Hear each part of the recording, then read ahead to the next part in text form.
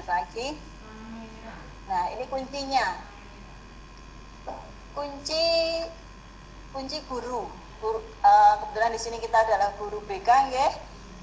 Kita harus secara sadar menguatkan profil pelajar Pancasila dalam dirinya, ini diri guru, demi menumbuhkan profil pelajar Pancasila pada murid-muridnya. Nah, di sini berarti kita harus menguatkan dulu, kita sebagai guru BK. Sebenarnya tidak hanya guru BK saja, semua guru ini di sini. Guys, kita secara sadar dulu menguatkan profil pelajar Pancasila dalam diri kita terlebih dahulu untuk menumbuhkan profil pelajar Pancasila pada murid-murid kita. Nah, di sini adalah ada kata kuncinya, yaitu adalah pertama keteladanan. Kita memberikan keteladanan pada siswa kita tentang apa yang kita lakukan. Kemudian yang kedua, menjadi manusia seutuhnya. Terus kemudian yang ketiga, proses diri, bergerak dan menggerakkan. Mungkin Bapak Ibu sudah sering mendengar bergerak dan menggerakkan. Itu bukan hanya untuk slogan guru penggerak saja. Di sini kita sebagai guru pun juga harus gitu, ya. Tergerak. Kita tergerak untuk, kalau di sini menguatkan profil pelajar Pancasila, kita tergerak dulu. Kemudian kita bergerak dan menggerakkan. Otomatis kita menggerakkan murid-murid kita, juga bisa menggerakkan teman-teman kita, seperti itu. Kemudian selanjutnya adalah kerja otak dan emosi. Kita bisa menggunakan logika kita, dan kita juga menggunakan perasaan kita. Jadi sama-sama seimbang. Kemudian selanjutnya adalah pembiasaan konsisten dan sistemik. Pembiasaan itu harus terus-menerus, bukan sekali kemudian berhenti, tapi konsisten, terus-menerus. Dan yang terakhir adalah membuat dan mengambil makna positif. Nah, kita sekarang masuk ke profil pelajar Pancasila. Saya yakin di sini Bapak Ibu guru semua adalah Bapak Ibu guru yang hebat, ya. Pasti juga sudah sering membaca, sudah sering mendengar, karena sering kan sekarang digaungkan tentang profil pelajar Pancasila. Semoga kita sareng-sareng belajar profil pelajar Pancasila. Nah, ini pelajar Pancasila adalah perwujudan pelajar Indonesia sebagai pelajar sepanjang hayat yang memiliki kompetensi global dan berperilaku sesuai dengan nilai-nilai Pancasila dengan ciri utama. Ini ada 6 ciri utama: beriman, bertakwa kepada Tuhan Yang Maha Esa, dan berakhlak mulia. Yang kedua, berkebinekaan global. Yang ketiga, bergotong royong. 4, mandiri. 5, bernalar kritis. Dan ke-6 adalah kreatif. Nanti kita akan membahas satu persatu dulu elemen kunci nilai profil pelajar Pancasila. Ketinggal mboten nggih, saya beri warna putih. Nggak kelihatan, Bu. Nggak kelihatan? Ya, yang putih itu nggak kelihatan. Yang putih nggak kelihatan. Bisa dibacakan saja, Bu. Ya, tak bacakan saja nggih. Nanti materinya saya sampaikan ke Pak Adi biar di-share di GBK, PowerPoint-nya. Ya. Ini yang pertama adalah beriman, bertakwa kepada Tuhan Yang Maha Esa, dan berakhlak mulia. Ini murid-murid kita, berarti murid-murid kita itu mengamalkan nilai-nilai agama dan kepercayaannya sebagai bentuk religiositasnya, percaya dan menghayati keberadaan Tuhan, serta memperdalam ajaran agamanya yang tercermin dalam perilakunya sehari-hari. Nah, di sini ada 5 elemen, okay? Ada 5 elemen: beriman, bertakwa kepada Tuhan Yang Maha Esa, dan berakhlak mulia. Yang pertama adalah akhlak beragama. Di sini ada mengenal sifat-sifat Tuhan dan menghayati bahwa inti dari sifat-sifatnya adalah kasih dan sayang. Ini diharapkan seorang murid itu mampu mengenal dan mencintai Tuhan Yang Maha Esa. Kemudian pemahaman agama, memahami agamanya, kemudian pelaksanaan ajaran agamanya. Nah, untuk elemen yang kedua adalah akhlak pribadi. Ini menyadari bahwa menjaga kesejahteraan diri penting dilakukan bersama dengan menjaga orang lain dan merawat lingkungan sekitar. Rasa sayang, peduli, hormat, menghormati diri sendiri terwujud dalam sikap integritas. Di sini murid itu mampu menunjukkan atau memiliki integritas sebagai bentuk penghormatan terhadap dirinya sendiri dalam relasi dengan orang lain. Ini berarti ada saling menghormati. Kemudian yang kedua, merawat diri secara fisik, mental, dan spiritual. Mampu merawat dirinya baik secara fisik, mental, maupun spiritual. Kemudian elemen yang ketiga, akhlak kepada manusia, mengutamakan persamaan dan kemanusiaan di atas perbedaan serta menghargai perbedaan yang ada dengan orang lain. Nah, elemen di sini berarti seorang murid itu mampu menunjukkan mengutamakan persamaan dengan orang lain dan menghargai perbedaan. Karena tadi akhlak kepada manusia, berarti seorang murid itu harus mampu menghargai perbedaan, kan? Perbedaan manusia yang satu dengan manusia yang lainnya. Kemudian mampu berempati kepada orang lain. Kemudian yang keempat itu akhlak kepada alam, menyadari pentingnya merawat lingkungan sekitar.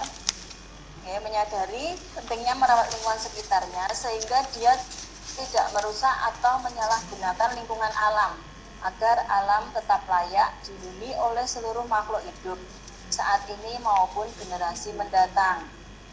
Dalam elemen ini berarti seorang murid itu mampu menunjukkan menjaga lingkungannya, kemudian mampu memahami keterhubungan ekosistem bumi, mampu menjaga lingkungan alam sekitarnya.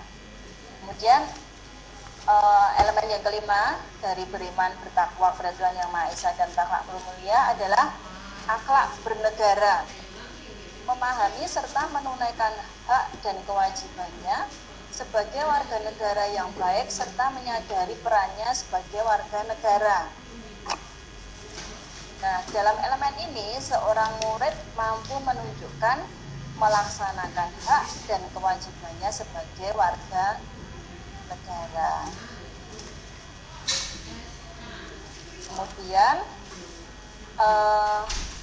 Kemudian yang kedua, berkebinekaan global, merupakan murid yang berbudaya, memiliki identitas diri yang matang, mampu menunjukkan dirinya sebagai representasi budaya luhur bangsanya, serta terbuka terhadap keberagaman budaya daerah, nasional, dan global.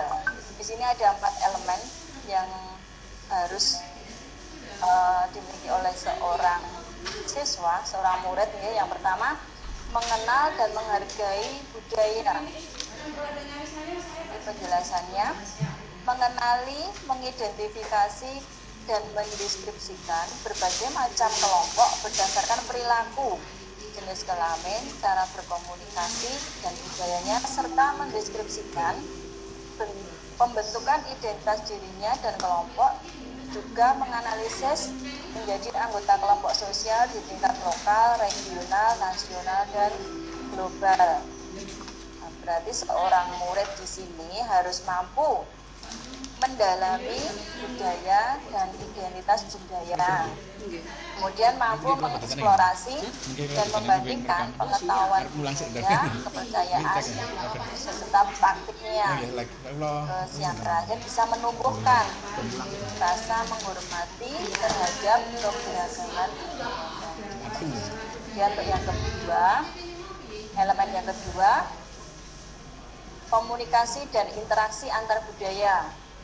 Berkomunikasi dengan budaya yang berbeda dengan memperhatikan, memahami, menerima keberadaan dan menghargai keunikan budaya sebagai kekayaan perspektif sehingga terbangun kesalingpahaman dan empati terhadap manusia. Nah, di sini seorang murid itu harus mampu menunjukkan komunikasi antar budaya, berkomunikasi antar budaya, ya. Kemudian mempertimbangkan dan menumbuhkan berbagai perspektif tentang budaya. Kemudian elemen yang ketiga, refleksi dan tanggung jawab terhadap pengalaman kebinekaan.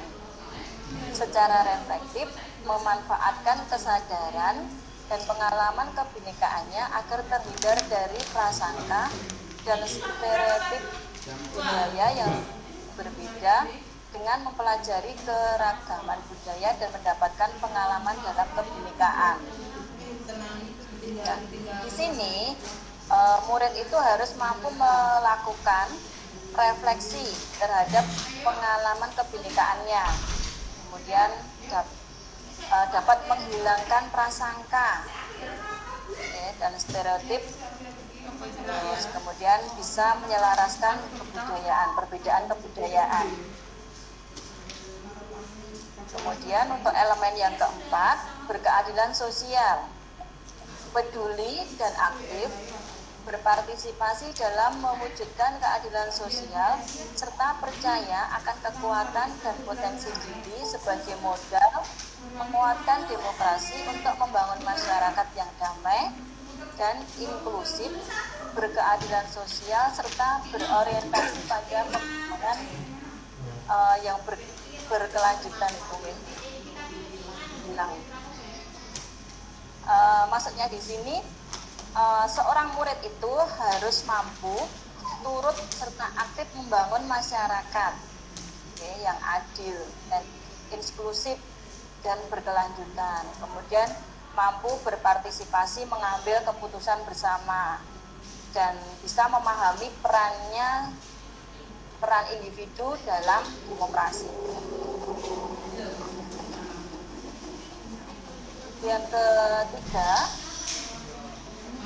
Yang ketiga adalah gotong royong.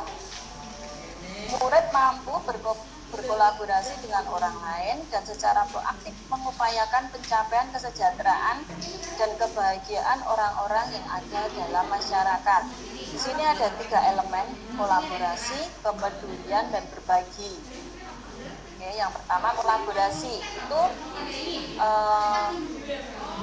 murid itu diharapkan mampu untuk bekerja sama, berkomunikasi untuk mencapai tujuan bersama, menumbuhkan rasa saling ketergantungan positif, itu menyadari peran dirinya dan peran orang lain. Maksudnya ketergantungan secara positif itu mampu menyadari peran dirinya dan peran orang lain dalam kontribusinya untuk meraih tujuan bersama. Terus yang terakhir adalah koordinasi sosial, melakukan koordinasi demi pencapaian tujuan bersama. Yang kedua, elemen yang kedua adalah kepedulian. Kepedulian di sini siswa murid itu diharapkan mampu, yang pertama tanggap terhadap lingkungan, peduli terhadap lingkungan di sekitarnya. Kemudian yang kedua, persepsi sosial, mampu memahami dan menghargai lingkungan sosialnya untuk memunculkan situasi yang sejalan dengan kesejahteraan lingkungan sosialnya. Elemen yang ketiga adalah berbagi, memberi dan menerima segala hal yang penting bagi kehidupan pribadi dan bersama, menjalani kehidupan bersama dalam masyarakat secara sehat.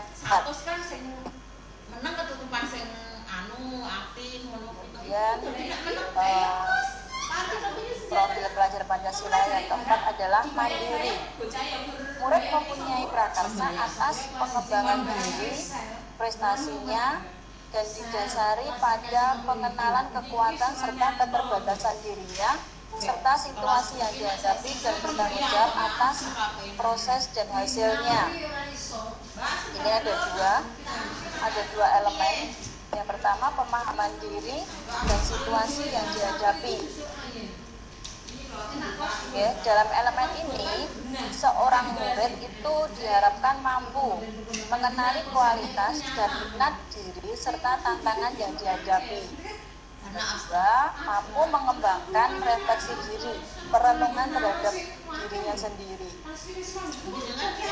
Nah, elemen yang kedua adalah regulasi diri. Seorang murid diharapkan mampu regulasi emosi. Yang kedua, menetapkan tujuan dan rencana strategis pengembangan diri dan prestasi, memiliki inisiatif bekerja secara mandiri, mengembangkan kendali dan disiplin diri, percaya diri, resilient, kemampuan beradaptasi, dan adaptif, kemampuan menyesuaikan diri dengan keadaan. Profil yang kelima, bernalar kritis. Murid mampu menggunakan kemampuan nalar dirinya untuk memproses informasi, mengevaluasinya sehingga menghasilkan keputusan yang tepat untuk mengatasi berbagai persoalan yang dihadapinya. Ada 3 elemen di sini. Yang pertama, memperoleh dan memproses informasi dan gagasan. Seorang murid itu diharapkan mampu mengajukan pertanyaan, mengumpulkan data yang akurat, Yang kedua, mampu mengidentifikasi dan mengolah informasi dan gagasan. Oke. Terus yang ketiga, mampu mengambil keputusan dengan tepat. Kemudian elemen yang kedua, bernalar kritis, menganalisis dan mengevaluasi penalaran.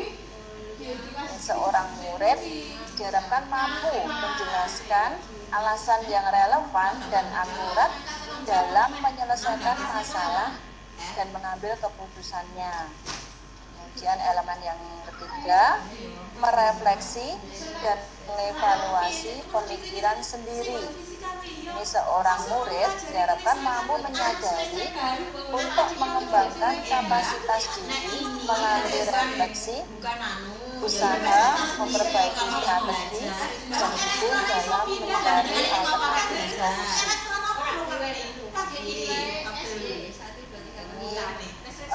Profil yang keenam, profil yang terakhir, murid mampu adalah kreatif, guys. Ini murid mampu memodifikasi, menghasilkan sesuatu yang orisinil, bermakna, bermanfaat, dan berdampak untuk mengatasi berbagai persoalan, baik untuk dirinya sendiri maupun untuk lingkungan di sekitarnya. Ini ada 3 elemen. Yang pertama, menghasilkan gagasan yang orisinil.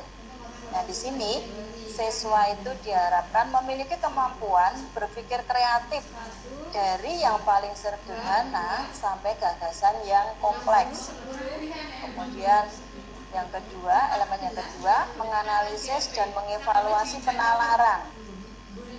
Di sini seorang murid itu diharapkan mampu menjelaskan alasan yang relevan dan akurat dalam menyelesaikan masalah dan mengambil keputusan. Kemudian untuk elemen yang ketiga, merefleksi dan mengevaluasi pemikiran sendiri. Di sini murid itu diharapkan mampu menyadari untuk mengembangkan kapasitas diri melalui refleksi, usaha memperbaiki strategi, dan gigih dalam mencari alternatif solusi. Oke, itu tadi elemen-elemen profil pelajar Pancasila. Kemudian kita masuk ke peran guru, ya, peran guru BK dalam membangun profil pelajar Pancasila. ini ya. Peran guru BK ketika membangun profil pelajar Pancasila ini yang pertama menjadi pemimpin pembelajar, mendorong well-being ekosistem pendidikan di sekolah, mendorong ekosistem pendidikan di sekolah. Kemudian yang kedua, mendorong kolaborasi antar guru, membuka ruang diskusi positif dan kolaborasi antar guru dan pemangku kepentingan di dalam dan di luar sekolah untuk meningkatkan kualitas pembelajaran atau pembimbingan. Kemudian yang ketiga, mewujudkan kepemimpinan murid. Sini mendorong peningkatan kemandirian dan kepemimpinan murid di sekolah. Ini saya jelaskan satu persatu ya. Di sini ada contoh-contohnya. Nih. Yang pertama menjadi pemimpin pembelajaran. Contohnya yang pertama menciptakan lingkungan belajar yang nyaman dengan cara bisa membersihkan kelas, terus memilah sampah, menyirami tanaman yang ada di sekitar kelas. Itu contohnya seperti itu. Menjadi pemimpin pembelajaran yang pertama dengan cara menciptakan lingkungan belajar yang nyaman. Kemudian yang kedua bisa dengan menciptakan pembelajaran yang menarik dan menyenangkan, dengan misalkan dengan bisa menampilkan video, gambar, kemudian membuat game konsentrasi, mungkin dengan ice breaking, kemudian pembelajaran tidak monoton ya, itu bisa dengan game-game. Saya pernah mengadakan pembelajaran itu dengan permainan ular tangga. Nah, di situ anak sangat senang. Kemudian yang ketiga itu dengan memberikan teladan, ya, memberikan keteladanan perilaku baik. Misalkan kita bisa melakukan dengan berpakaian rapi, berkata sopan, kemudian datang tepat waktu, kebiasaan berperilaku jujur, dan mungkin bagi bapak-bapak yang merokok ya, tidak merokok di sembarang tempat di sekolah misalnya. Gitu. Kemudian yang keempat, menjadi pemimpin pembelajar, kita sebagai guru bisa ikut serta dalam menentukan dan menyusun kurikulum yang mendorong siswa menemukan bakat dan potensinya. Ini mungkin bagi Bapak Ibu atau kepala sekolah ya, mungkin bisa, atau Bapak Ibu guru sendiri pun saya yakin juga bisa memberikan saran, memberikan ide. Ini 68 Mbak, 68. Untuk dalam penyusunan kurikulum yang mendorong siswa menemukan bakat dan potensinya. Kemudian yang kedua contohnya ya, dalam mendorong kolaborasi antar guru. Saya yakin Bapak dan Ibu guru BK sudah melaksanakan ini semua. Yang pertama dengan berkolaborasi, misalkan dengan pemateri kegiatan di sekolah, misalkan kegiatan Jumat pagi, atau mungkin guru BK sendiri mengadakan kelas besar mungkin. Nah, di situ sebagai pemateri. Kemudian yang kedua, dengan berkolaborasi melakukan pembinaan terhadap murid. Misalkan saja pembinaan terhadap murid yang akan lomba, kita bisa memotivasi seperti itu. Yang ketiga, contohnya berkolaborasi dengan wali kelas dan guru mata pelajaran untuk menyelesaikan permasalahan belajar. Saya yakin sudah di sini sudah banyak sebenarnya kita sudah lakukan selama ini. Kemudian yang keempat, bisa berkolaborasi dengan TNI, Polri, kemudian di LLRJ untuk menjadi pemateri dalam tertib berlalu lintas. Jadi ini berkolaborasi antar guru ini tidak hanya di sekolah saja, kita bisa mengambil pemateri dari luar, misalnya seperti itu, kolaborasi. Kemudian ini yang mewujudkan kepemimpinan murid. Ini gambar-gambar ini hanya sebagai contoh saja. Mewujudkan kepemimpinan murid itu mendorong mandiri belajar, misalkan dengan belajar kerja kelompok seperti itu, siswa akan mandiri untuk belajar sendiri. Kemudian bisa dengan mendidik karakter murid. Yang ketiga, contohnya bisa memunculkan motivasi belajar, siswa dengan memberikan motivasi semangat seperti itu. Selanjutnya ini, di sini ada tadi peran nggih. Kemudian kita masuk ke nilai-nilai guru. Ini nilai-nilai guru. Kalau di CGP itu di sini adalah nilai-nilai guru penggerak. Tapi saya sangat setuju kalau ini bukan hanya untuk penggerak saja, tapi untuk guru, seluruh guru. Okay. Nilai-nilai guru ini adalah nilai yang harus dimiliki oleh seorang guru. Yang pertama, mandiri. Di sini mandiri, senantiasa mendorong dirinya sendiri untuk melakukan aksi serta mengambil tanggung jawab atas segala hal yang terjadi pada dirinya. Jadi di sini diharapkan seorang guru itu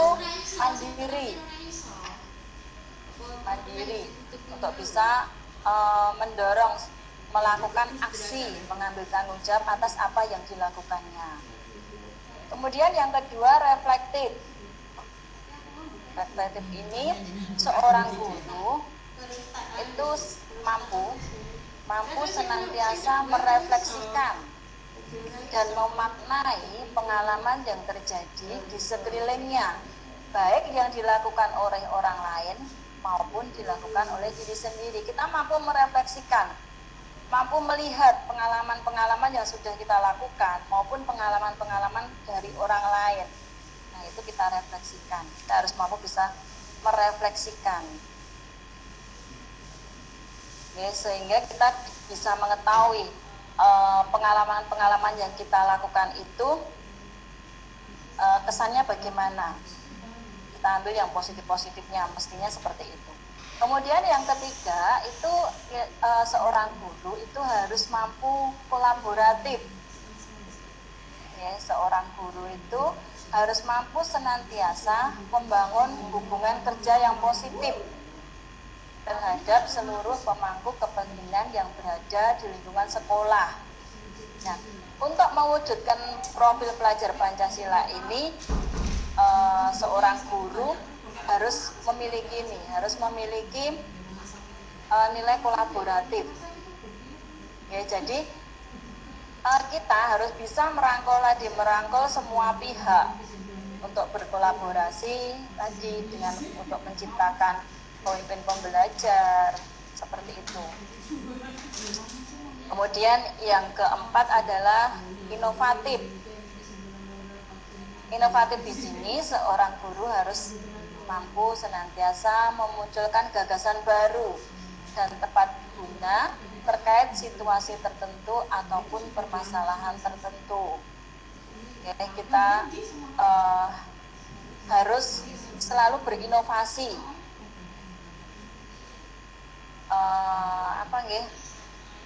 Kita mampu menggunakan nilai reflektif untuk mengevaluasi suatu masalah. Jadi kita selalu berinovatif dalam hal apapun, ya.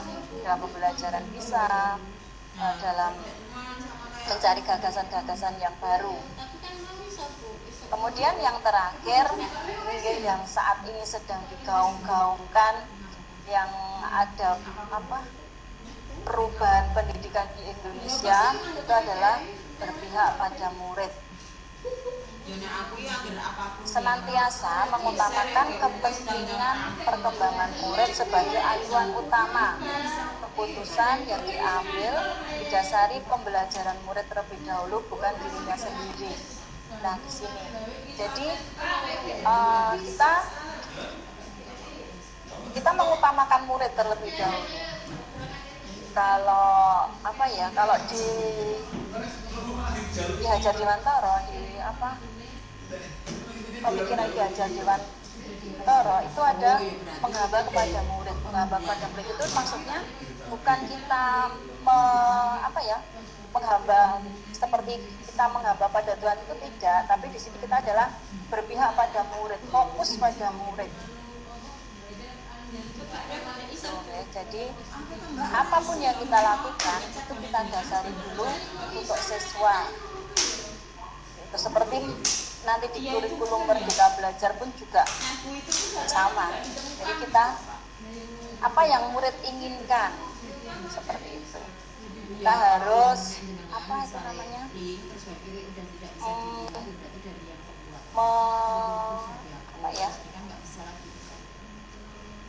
melayani. Kita harus melayani murid apa yang mereka inginkan seperti itu. Dan kita lanjutkan di sini. Nah, di sini ini dari Ki Hajar Dewantara ya, pendidikan adalah usaha sadar dan terencana. Jadi pendidikan itu sadar dan terencana untuk mewujudkan suasana belajar dan proses pembelajaran agar peserta didik secara aktif mengembangkan potensi dirinya untuk memiliki kekuatan spiritual, keagamaan, pengendalian diri, kepribadian, kecerdasan, akhlak mulia, serta keterampilan yang diperlukan dirinya, masyarakat, bangsa, dan negara. Nah, di sini bisa mendesain peristiwa nggih, bahwa anak dapat pengalaman utuh cipta rasa karsa, seperti selain tadi nggih, selain kodrat alam, kodrat zaman, itu juga ada budi pekerti, watak, dan karakter. Itu perpaduan antara gerak pikiran, perasaan, dan kehendak atau kemauan sehingga menimbulkan tenaga, atau perpaduan antara cipta. Sini cipta nggih, cipta itu adalah kognitif, kemudian rasa,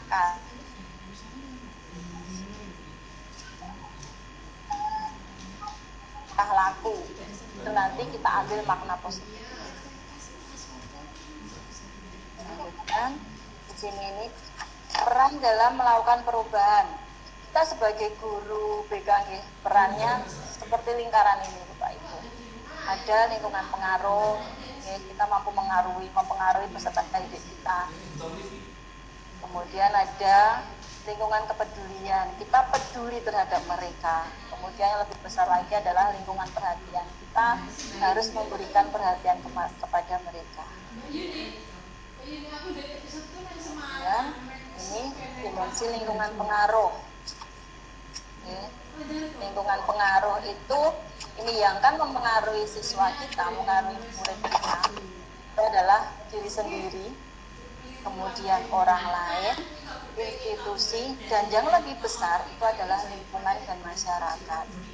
Ini bisa dilakukan dengan relasi, komunikasi, kolaborasi, dan kontribusi. Ini dari kata Dewantara ya, agar bisa memberikan pendidikan yang bersandar pada pengetahuan, seorang guru perlu menguasai 5 jenis ilmu. Yang pertama, ilmu hidup batin, itu secara psikologis. Kemudian ilmu hidup jasmani, itu secara fisiologis, fisik kita. Kemudian yang ketiga, ilmu kesopanan, etika. 4, ilmu keindahan, estetika. Dan yang kelima adalah ilmu pendidikan, pedagogis.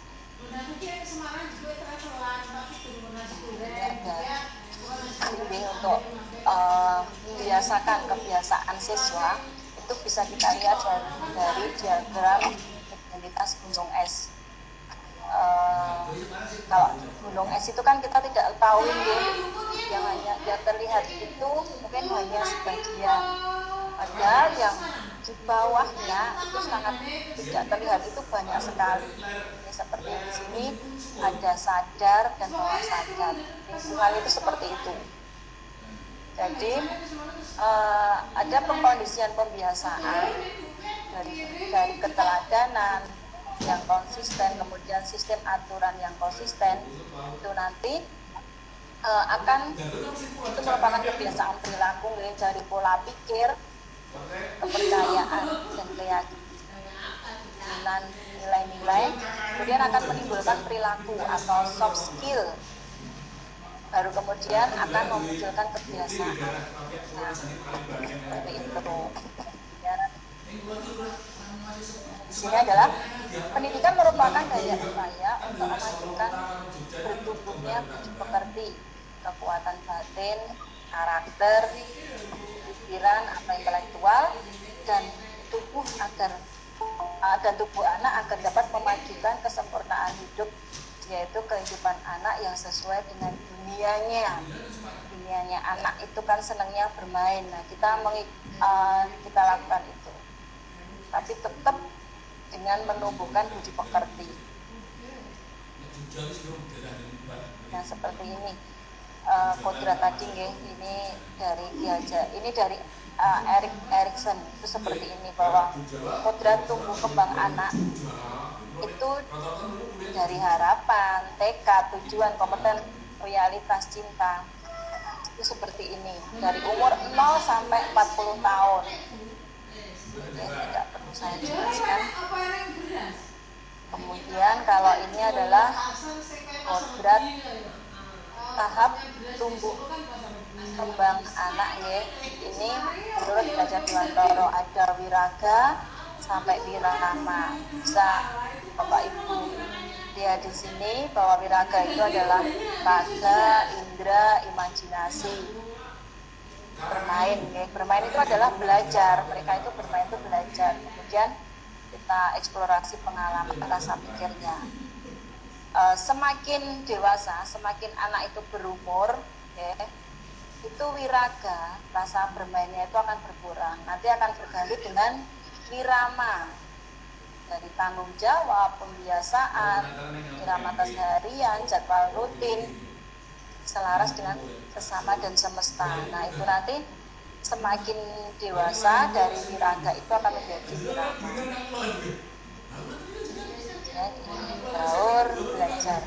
Kita lihat bahwa daur belajar murid, bahkan kita sendiri, saya pun juga seperti ini. Daur belajar kita itu mengolah, melakukan, mengalami, mengungkapkan, ini terus berputar.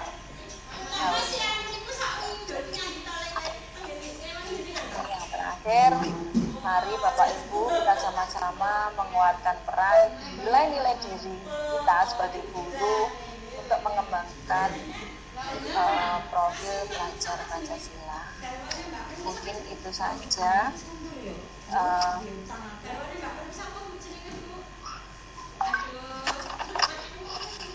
Mungkin itu saja yang bisa saya sampaikan. Kita sharing saja nggih, karena sama-sama saya juga masih belajar. Saya yakin Bapak Ibu guru BK Sukoharjo ini sudah hebat, sudah banyak pengalaman. Mari kita sharing bareng-bareng saja. Kita diskusi aja di sini, kalau ada nanti yang mau menanggapi silakan. Monggo Mbak Indah, saya kembalikan kepada moderator. Saya ucapkan terima kasih. Wassalamualaikum warahmatullahi wabarakatuh atas materi yang saya sampaikan. Oke, Waalaikumsalam warahmatullahi wabarakatuh. Terima kasih Ibu atas materi yang telah disampaikan tadi. Terima kasih sekali. Jadi Bapak Ibu sekalian, setelah kita melihat esensi dari apa yang sudah disampaikan oleh Bu Purwati, kemudian saya merangkumnya ke dalam beberapa poin sederhana, di mana guru BK secara sadar harus menguatkan profil pelajar Pancasila dalam dirinya demi menumbuhkan profil pelajar Pancasila pada masing-masing jiwa setiap muridnya. Kemudian falsafah hidup pelajar Pancasila itu nantilah yang harus melekat pada jiwa-jiwa anak didik kita, jiwa-jiwa siswa kita, sehingga sejak dini mereka hidup berdampingan bersama nilai-nilai pelajar Pancasila yang sudah mengakar pada keseharian mereka sehari-hari. Begitu materi yang disampaikan Bu Bor. Bapak Ibu, kita masuk kepada sesi lain-lain. Adakah yang mau bertanya? Monggo yang mau bertanya bisa melambaikan tangan atau bisa mengacungkan tangan. Monggo Bapak Ibu.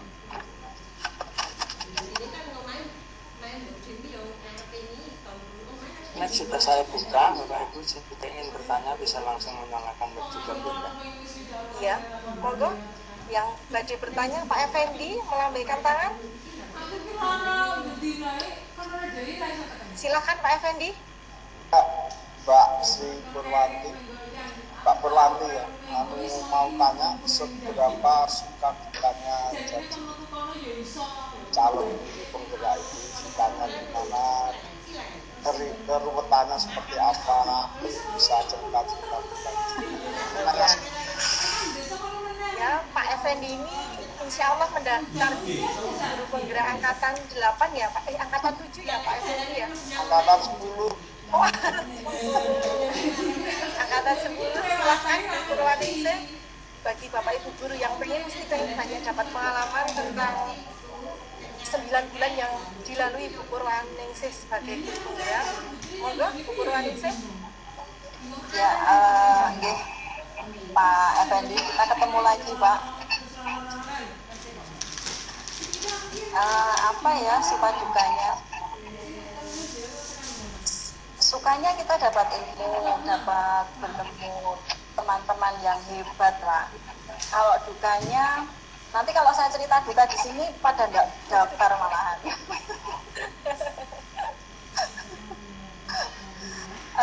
Sebenarnya apa ya Pak ya? Kalau saya hanya untuk awalnya benar-benar saya tuh nggak tahu di guru penggerak itu seperti apa. Itu saya awalnya nggak tahu. Saya kira seperti diklat biasa selama 1 minggu atau 1 bulan seperti itu awalnya Pak. Kemudian saya daftar, saya cerita sama kepala sekolah saya tuh gak mudeng kalau harus sekolah 9 bulan, tahu 9 bulan itu ketemu Pak Adi. Baru Pak Adi itu bercerita bahwa nanti yang kita lalui itu 9 bulan. Dapat ilmu, kita belajar sendiri Pak. Kemudian kita lebih bisa kreatif dan inovatif. Ya, kita karena kita memiliki semangat untuk belajar. Kita memiliki semangat untuk apa ya? Belajar tentang IT.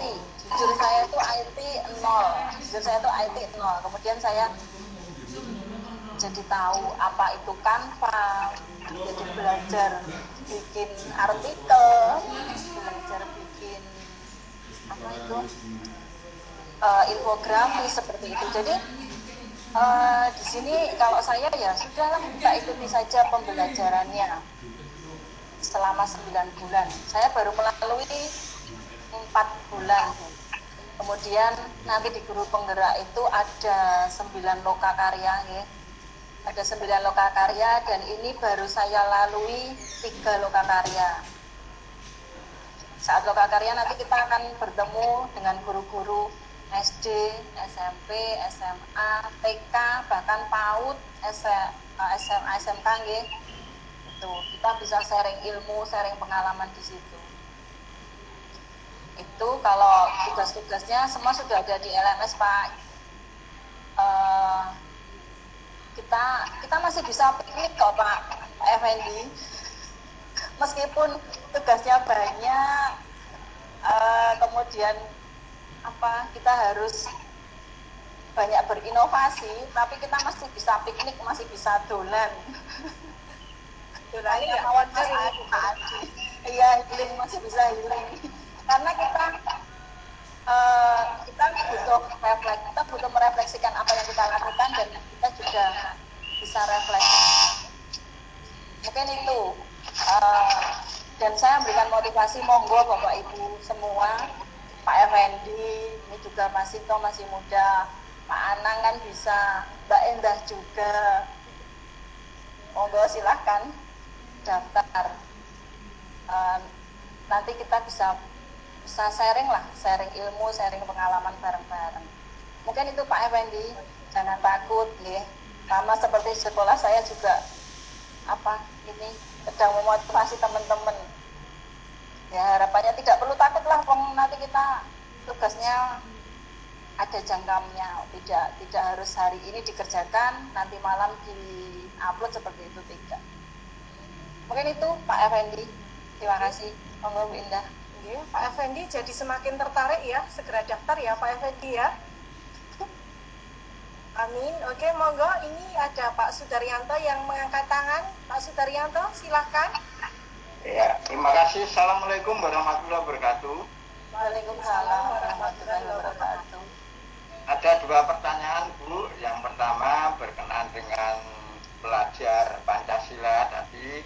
Hakikat dari pelajar Pancasila itu apa? Yang pertama. Yang kedua, implementasinya bagaimana? Itu sederhana saja karena kami juga akan menerapkan tentang pelajar Pancasila, tapi bingung cara menerangkan terhadap anak hakikatnya itu apa, implementasinya bagaimana. Terima kasih. Akhirul kalam. Wassalamualaikum warahmatullahi wabarakatuh. Waalaikumsalam warahmatullahi wabarakatuh. Monggo Bu Pur, ini dari Pak Sudaryanto bertanya yang pertama tentang hakikat pelajar Pancasila itu yang seperti apa, kemudian yang kedua implementasi pelajar Pancasila dalam kehidupan sehari-hari, bagaimana guru BK bisa menerangkan secara gamblang kepada siswa tentang implementasi pelajar Pancasila. Monggo Bu Pur, silahkan. Waktu saya silahkan. Ya, terima kasih Pak Sudaryanto atas pertanyaannya. Kita sharing mawon ya Pak G. Karena saya juga ini sedang belajar. Kita sama-sama belajar tentang profil pelajar Pancasila ini. Kalau hakikatnya, hakikat pelajar Pancasila itu kalau menurut saya bahwa murid-murid kita itu menjadi seorang pelajar Pancasila yang segala sesuatu tingkah lakunya itu harus berpedoman pada Pancasila yang tadi ada 6 karakter yang harus berpedoman pada 6 karakter tersebut. Ada beriman kepada Tuhan Yang Maha Esa, kemudian berkebinekaan global, gotong royong, mandiri, bernalar kritis dan kreatif. Nah, di situ semua akan berkesinambungan Pak, tidak bisa jalan satu-satu. Kemudian untuk nanti mungkin yang lainnya bisa menambahkan karena kita sama-sama belajar ya Pak. Saya juga belajar. Kemudian untuk implementasinya kita dari hal kecil saja Pak, tidak perlu yang besar-besar. Kita ya dari hal kecil saja, dari pembiasaan murid-murid kita mawon, misalkan dengan keteladanan dari kita nih Pak, keteladanan keseharian kita tadi sudah banyak di situ saya jelaskan tadi. Kita dari hal-hal kecil mawon, tidak perlu dari hal tidak usah muluk-muluk ke yang besar, karena kan apalagi saat ini kita di masa pandemi ini ya Pak, murid kita yang kemarin selama 2 tahun PJJ kemudian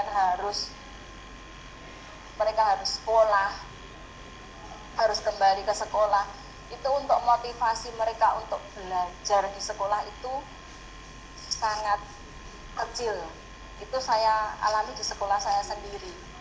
Ketika PJJ seperti ini mereka hanya belajar 2 jam saja. Satu kelas itu yang tidak hadir itu ada 3-4, itu pasti ada seperti itu. Jadi untuk menumbuhkan ini kita dari hal-hal kecil saja, kita berikan keteladanan, kita berikan contoh-contoh yang baik dalam kehidupan kita sehari-hari mawon seperti itu Pak. Kalau menurut saya seperti itu. Monggo untuk yang lainnya mungkin ada mau menambahi yang lebih tahu mungkin, karena saya di sini juga belajar. Mungkin itu Pak Daryanto dari saya. Terima kasih. Iya, begitu Pak Daryanto penjelasan dari Ibu Purwanti. Pak Daryanto akan menambahkan atau bagaimana nggih? Apa sudah cukup? Ya gimana ya? Masalahnya gini ya, akibat dari pandemi ini kan peserta didik kita itu untuk mengarah pada penerapan atau implementasi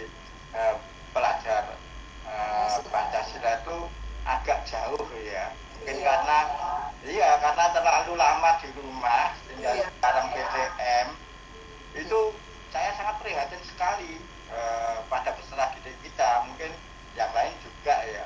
Begitu kemarin PTM pertama itu ada yang rambutnya gini, suaranya gini, bilang kasar dan sebagainya. Nah kemudian setelah ini waktu kami bimbing itu yang ada yang beralasan lah itu kan kita merdeka belajar Pak, jadi ke sekolah ya tidak seragam, belajar ya semau buah dan lain sebagainya. Lah ini yang saya tanyakan implementasinya tadi ya kita sulit karena banyak sekali kan yang harus diajarkan. Sementara itu terima kasih atas penjelasan ya, nanti kita cari referensi yang lain lah. Memang salut dengan ini pelajar Pancasila, salut untuk kita menerapkan atau menciptakan revolusi mental. Karena revolusi mental kita katakan belum sesuai dengan harapan. Terima kasih. Assalamualaikum warahmatullahi wabarakatuh. Waalaikumsalam warahmatullahi wabarakatuh.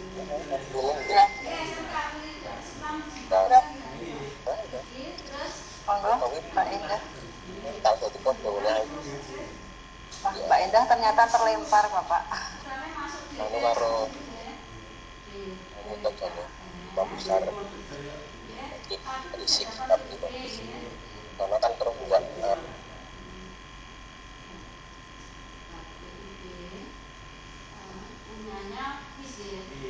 Oke Bapak Ibu, ini Bu Indah terlempar ya, bubar ya. Oke, sedikit menanggapi bubar tadi juga. Yang pertama Pak Fendi tadi ya, Pak Fendi daftar jasa dan Bapak Ibu guru BK yang lain belajar di penggerak angkatan ke-7 ini ada sedikit perbedaan. Jadi di angkatan 7 ini kelihatannya hanya 6 bulan pendidikannya, jadi tidak 9 bulan, dipotong 3 bulan, dipadatkan 3 bulan. Yang pertama itu. Yang kedua, kalau saya lihat di edarannya itu tidak ada tes awal ya, jadi hanya administrasi dan nanti praktek mengajar sama wawancara saja seleksinya. Kelihatannya itu berbeda dengan yang angkatan sebelumnya, ada tes bakat skolastiknya. Kalau yang angkatan 7 ini kelihatannya tidak ada. Bapak Ibu daftar saja biar banyak guru BK juga, jadi bisa sharing ilmu, bisa saling berbagi. Kemudian tadi menanggapi dari Pak dari tadi, memang betul, jadi banyak sekali salah persepsi kaitan dengan merdeka belajar. Nanti akan dibahas pada waktu di diklat, nanti ada pembicaraan menyangkut kaitan merdeka belajar itu. Jadi ada salah satu hal betul tapi ada yang dilupakan gitu. Jadi itu jadi jadi guyonannya merdeka semerdekanya. Jadi tidak melihat bahwa arti merdeka itu tidak melanggar kemerdekaan orang lain, itu yang hilang. Jadi memang ada konsep yang harusnya dipahami secara menyeluruh, tapi banyak juga yang memahaminya seenaknya sendiri. Makanya perlunya bagaimana guru BK nanti punya peran yang sangat penting ketika mewujudkan profil pelajar Pancasila ini. Itu tambahan dari saya. Monggo Bu Indah sudah masuk lagi. Tadi terlempar ya. Mohon maaf tadi keluar karena ternyata laptop saya baterainya habis. Tadi sudah dijawab ya sama Pak Ading ya, Pak Daryanto. Pak Daryanto masih ingin menambahkan? Sudah terjawab bukur tadi. Oh nggih, sudah terjawab bukur dan Pak Adi. Pak Daryanto masih mau menambahkan atau sudah Pak Daryanto? Oh sudah cukup. Oh nggih. Monggo Bapak Ibu yang lain ada yang mau menambahkan? Bu Yusi barangkali atau Bu Wihastuti?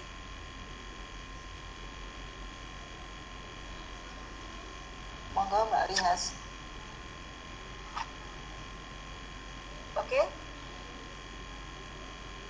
Oke, sampun Mbak Wiyas cuma mengacungkan jempolnya, berarti sudah puas dengan jawaban Bubur. Bapak Ibu memang guru BK memegang peranan penting sekali dalam meningkatkan profil pelajar Pancasila. Insya Allah Allah selalu memberi kita kekuatan dan keikhlasan yang luar biasa agar tetap bisa menjalankan profesi kita sebagai guru BK yang bisa menguatkan karakter Pancasila pada diri setiap anak didiknya.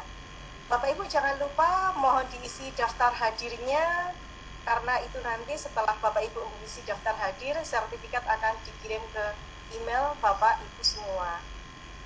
Adakah yang Bu Purwanti masih mau menambahkan sedikit lagi? Tidak Bu Indah, cukup. Oke, cukup Bu Purwanti. Bapak Ibu, sekian pertemuan kita pada hari ini.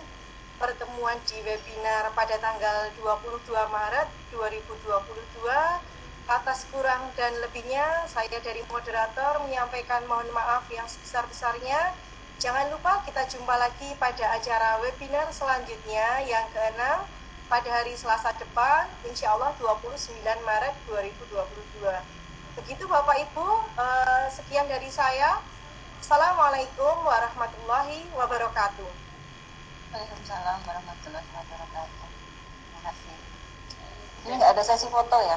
Ya, silakan Bapak Ibu ditampilkan. Oke, foto sebentar ya Bapak Ibu, mohon ya, kameranya di-on-kan sebentar. Jadi kalau tidak menyalakan kamera itu tidak bisa tampil. Ini saya rekam full gitu. Jadi Bapak Ibu yang saya upload juga no editing. Jadi silakan ditampilkan. Silakan dihidupkan kameranya Bu Endang, Bu Arianti, yang bisa aja ya, Pak Yohanes, kita senyum dulu. Siap ya? Oke, sudah. Ambil kameranya. Silakan Bapak Ibu bisa screenshot sendiri kaitan dengan untuk dokumentasi laporan. Oke. Satu, Oke. dua, sudah. Ya. Oke Bapak Ibu, terima kasih untuk kehadirannya di webinar kali ini. Hari ini tadi sempat sampai 56 peserta. Jadi naik turun, jadi ada yang keluar masuk gitu nggih. Bapak Ibu, sedikit, jadi banyak yang Bapak Ibu tanya kok tidak terkirim ke email. Ada beberapa kendala ketika tidak terkirim ke email, yaitu yang pertama adalah salah menulis email. Ada yang tertambahi spasi gitu ya, ada yang seperti itu. Kemudian yang kedua, kadang-kadang buka emailnya hanya di HP. Nah di HP itu kadang-kadang update-nya itu tidak langsung gitu nggih. Jadi dibuka lewat mungkin lewat laptop. Nah, namun Bapak Ibu, meskipun seperti itu tidak terkirim misalnya, tetap sudah sertifikat itu sudah ada ketika Bapak Ibu ngisi daftar hadir. Saya akan menunjukkan, jadi Bapak Ibu nanti di grup BK, di MGBK itu sudah saya kasih di info ya, di info.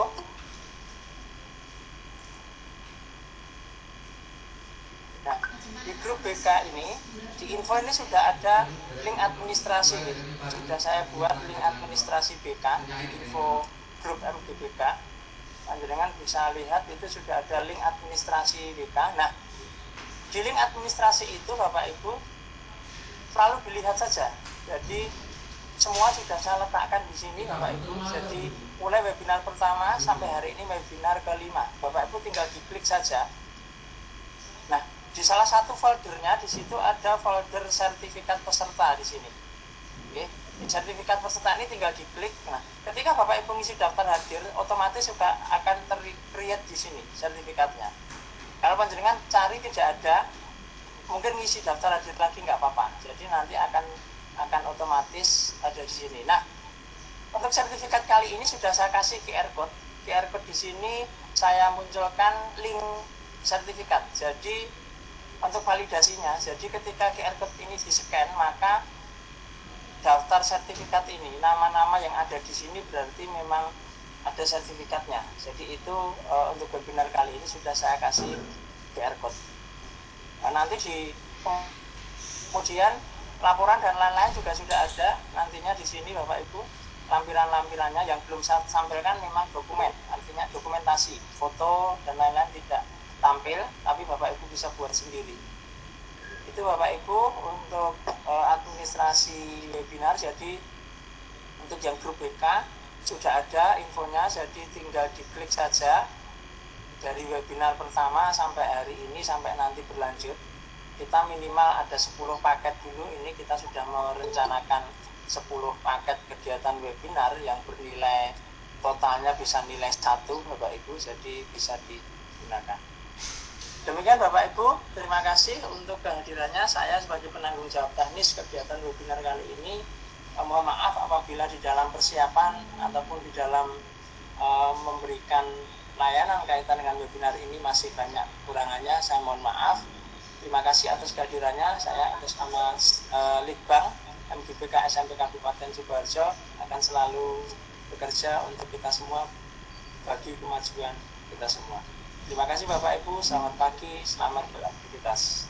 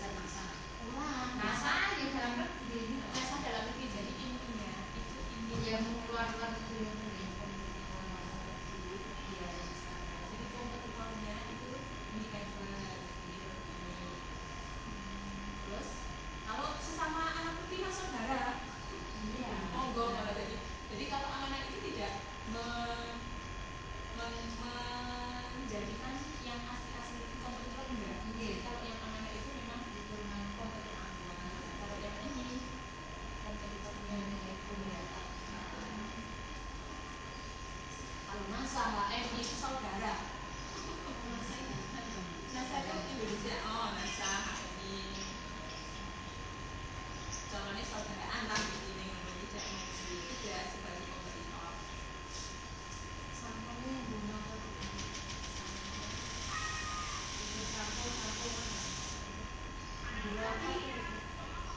tapi bagus juga ya.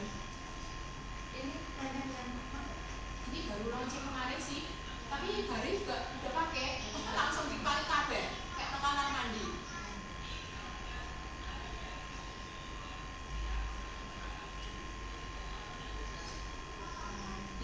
Kalau ke sini kan ada teman-teman sini bro.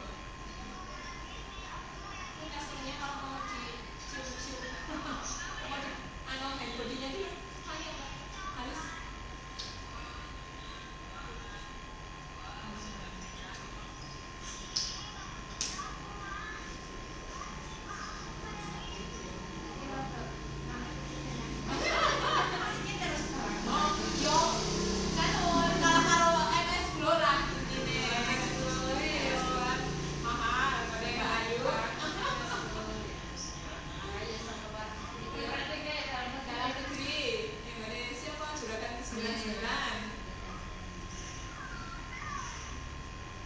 ini mau diambil berapa? Anda sudah belum ya Mbak?